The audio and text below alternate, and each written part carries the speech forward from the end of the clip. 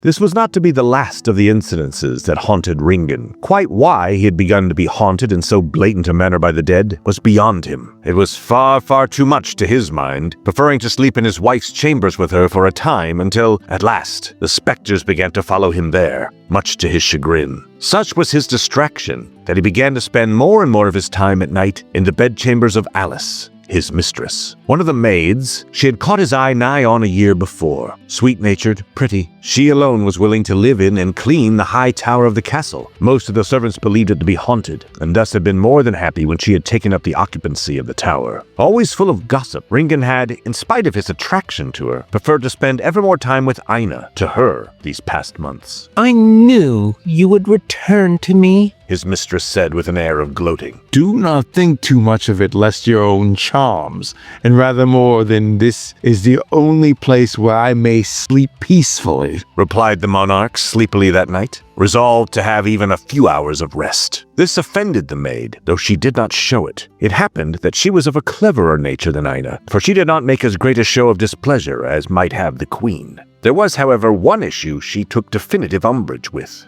"Why is it that you join me, only to sleep most nights rather than to make love to me?" "What?" he asked, and when she repeated the query, he hesitated to answer. The last time he had answered such a question, he had been treated as a madman. "Oh well, it is just so peaceful here. I will please you if you wish on the morrow." By this time, he was dozing. It happened that Alice was quite dissatisfied by this. She was to grumble, if with a little irony in her voice. "I wonder what others might say were they to know the only place you find peace is in the very tower where your wife was said to have passed." This served to awaken him at once, awaken him and his full fury as he abruptly sat up with a glower that could have pierced the darkest of night.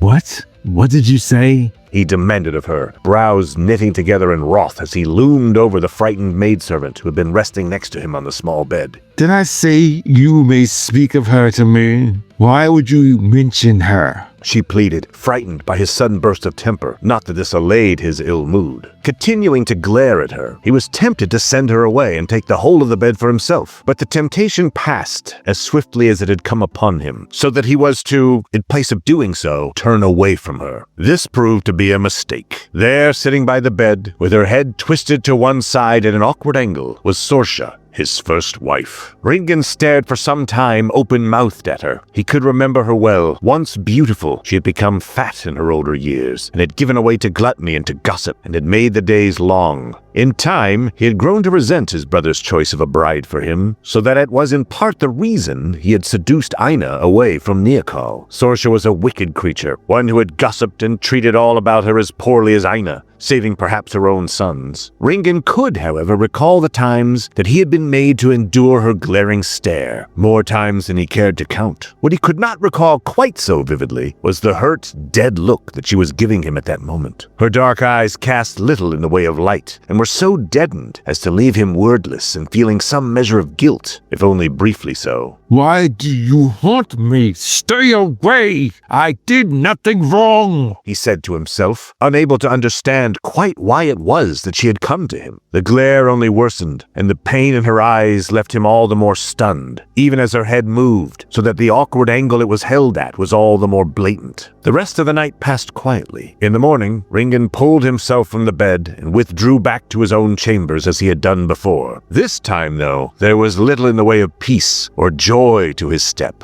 It was instead heavy and wearier than before. The news that Norok's banners were within sight of the castle reached Ringen's ears via his son Podrick, who had begun to step increasingly into the role of king left by his father. The effect it had upon all the castle and the village was one of excitement and relief. It had been some time since people had had any joyous news or been visited by one of the major vassals. Some, though, took it as an ill omen and were hardly pleased when they saw the garish trophy that the Mormaer carried with him, the head of Raybert. Raybert was once a popular figure in these parts, especially among the women who had thought him dashing, heroic, and chivalrous. Raybert was a figure of song and fantasy for them, so that none greeted the formidable Rory of Norok with cheers. Glancing about him, along with those guards who had accompanied him southeast, the young Mormare was visibly troubled by the rejection of the local people of Claimcraig, muttering about this to some of his advisors, who for their own part were to grumble and advise him not to misbehave himself. No matter how hostile they are, my lord, we have not the numbers to offend them and fend them from you. They told him sharply, though he took offense at the lack of enthusiasm the people felt for him. Reluctantly, he did as bidden by them, delivering the grisly head of Raybert to the mayor of the city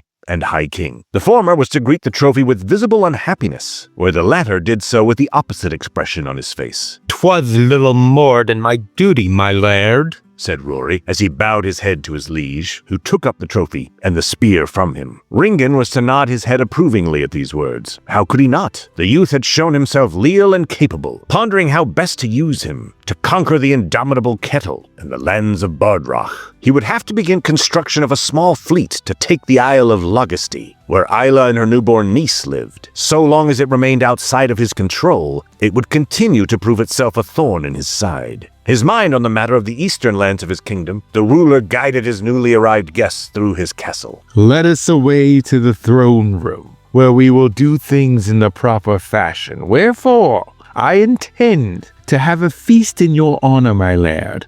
Ringan declared with all the enthusiasm and eagerness that one can summon for such an occasion. "Thank you, laird. I shall enjoy it," Rory said, relieved and grateful.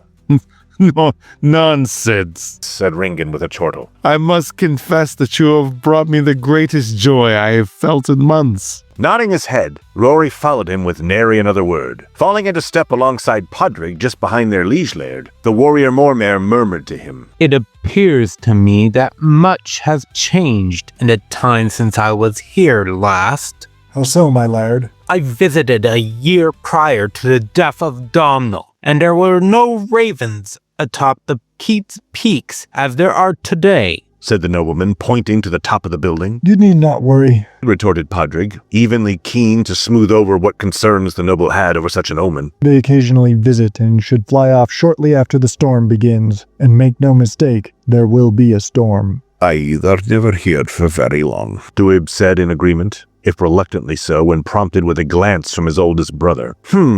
Rory murmured, unconvinced by their words, trailing after them, still affected by the omens he had seen thus far. Namely, the maddened crowds, the heavy storm clouds combined with the squawking ravens atop the castle were what bothered him. "I should think it best only to stay a short time." The brothers exchanged a glance, this one a slightly exasperated one.